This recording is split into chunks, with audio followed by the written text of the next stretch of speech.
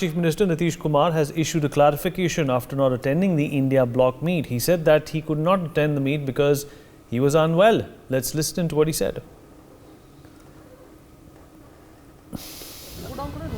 अब वो बात है कि हम तो यही चाहते हैं कि बहुत तेजी से जब एक जल्दी से जल्दी हो जाए, तभी तय किए थे तो बात में फिर लोगों ने कहा कि दूसरा दिन तय करेंगे, तो जैसे ही होगा। अब आजकल न्यूज छप रहा था कि हम नहीं जा रहे हैं, फालतू बात है।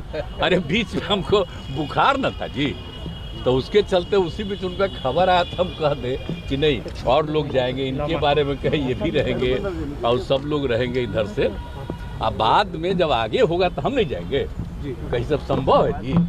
हम तो चाहते ही हैं कि तेजी से सब लोग करें काम, और अलग अलग राज्यों का हम आपको बता देते हैं। अब एक ही चीज़ हम आप लोगों को बोल देते हैं कि अगला मीटिंग होगा तो उसमें हम फिर बता देंगे कि बहुत तेजी से आपस में बातचीत करके आगे का तय कर लीजिए, देर मत करिए। अब देर न रहे जी, हम एक साल से कितना All right, well, the India alliance, is it in trouble? Are there going to be, some fallouts as a result of what happened in the assembly elections?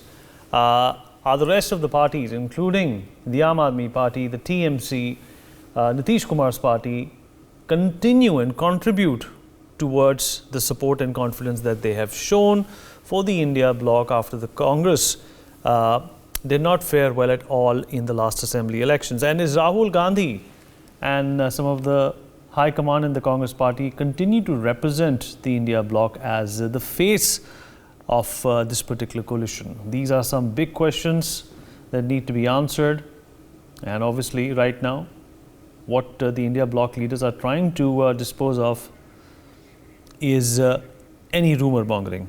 Manohar, my colleague, is joining us live at this point in time to talk more about this. Manohar, अगर आप मेरी आवाज़ सुन पा रहे हैं तो जवाब दीजिए।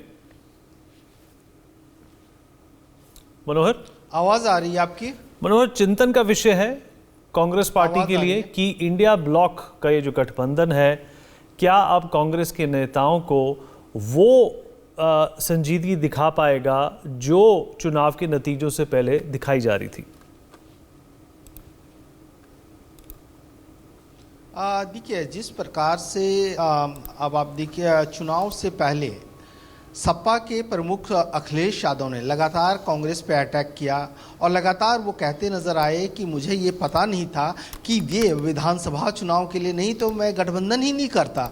तो ऐसी स्थिति में उस दौरान जब उन्होंने कहा तो पूरी तरह से दरार साफ नजर आ रही थी। और जब संजय राउत ने कहा कि 6 दिसंबर को इंडिया गठबंधन की बैठक मल्लिकार्जुन खड़गे के घर पे है, और जब ममता बनर्जी से इस बारे में पूछा जाता है तो वो भी साफ मना कर देती है। लेकिन जैसे जैसे तमाम विपक्षी पार्टियों के पार्टी के प्रमुख, चाहे हेमंत सोरेन हो या फिर ममता बनर्जी हो, अखिलेश यादव हो, सभी लोगों ने अपनी असमर्थता जताई और वो कही कि उन लोगों ने कहा कि वो जो है शामिल नहीं हो सकते, उनके अपने अपने कार्यक्रम हैं।